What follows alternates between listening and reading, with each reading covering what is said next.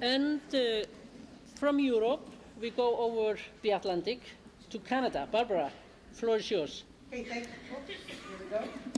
Thank you very much. Is it on? Good, thanks. And I want to say that I'm usually in this room in June each year with the International Labour Organization Conference, and there's never this many women in this room, in that room. So there's a goal to go for.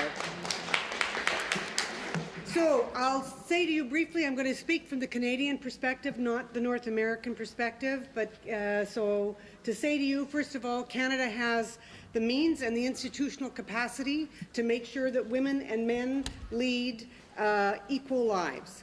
But if we look at just the last 5 years since Beijing Plus 15, the progress has been non-existent, and in fact, we've been going backwards.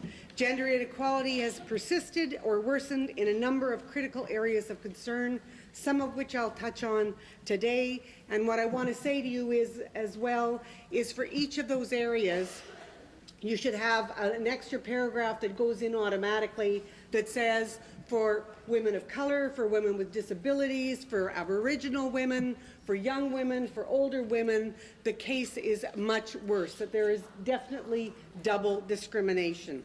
So let's talk about some of those critical areas and the bad news. Violence against women. The rates of sexual assault and intimate partner violence have remained persistently high in Canada. The federal government does not have a standalone policy on intimate partner violence or sexual assault, nor does Canada have a national action plan to address violence against women. The issue is particularly intense and acute in the question of Aboriginal women, where the violence rate is about 3 times higher than non-Aboriginal women and girls. Researchers and human rights bodies have consistently recorded the failure of the justice system to protect Aboriginal women and girls from violence. A study done by, research done by the Royal Canadian Mounted Police in 2013 showed that these are the known cases, 1,181 murders and disappearances of Aboriginal women and girls between 1980 and 2012. Yet our federal government has consistently opposed the growing support for a national inquiry into the violence experienced by Aboriginal women. In terms of women and health, past 5 years we've had extensive cuts to federal government support for women's health research and programming. Women in Canada have barriers to realizing our sexual and reproductive rights. Abortion is not criminalized in Canada, but access to abortion services is uneven across the country and particularly challenging for women living in rural and remote areas. The government's policy internationally with respect to abortion is not in line with their domestic policy. They fund internationally maternal and child health initiatives, but it specifically precludes any funding for abortion services. Women and the economy. The past 5 years have seen very little change in women's poverty in Canada. And we know in Canada that if you are a woman, retired, you are more likely to live in poverty than men. Over the past 5 years, women's participation in the labour force in Canada has been stagnant. The gender pay gap is the 8th largest amongst OECD countries. 2/3 of women with children under the age of 6 have paid work, but Canada has one of the lowest rates of childcare access amongst OECD countries.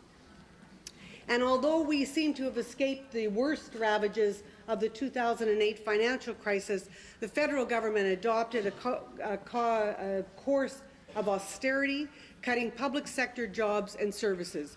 And we all know what that means in terms of services, and we all know what that means in terms of jobs and wages for women workers. Institutional mechanisms. The current federal policy is hampered by a lack of systemic gender-based analysis and research on gender equality. This results in policies and programs that fail to meet the specific needs of women. Okay, so now with that depressing news, I'm going to conclude with some happy news. Because we were told earlier that we could be angry, and I am, but I'm also hopeful. Women in Canada continue to seek active solutions to the barriers that we face.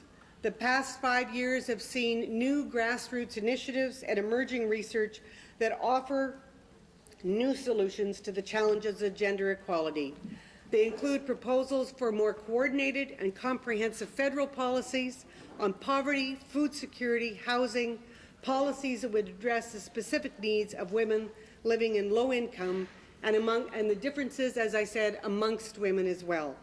There is broad support for amongst Aboriginal and civil society organizations for a national inquiry into missing and murdered Aboriginal women, and for a well-resourced national action plan on violence against women. Our public policy researchers continue to outline alternative economic policies that would address the specific needs of women in the workforce, especially the double burden of unpaid care work that women carry in Canada.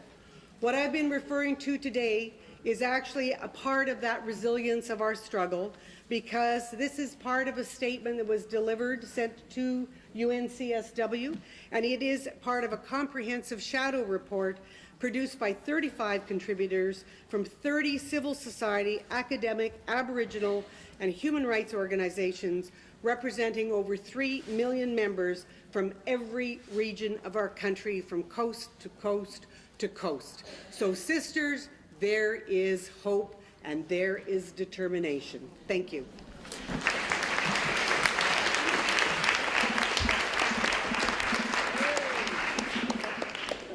Thank you so much.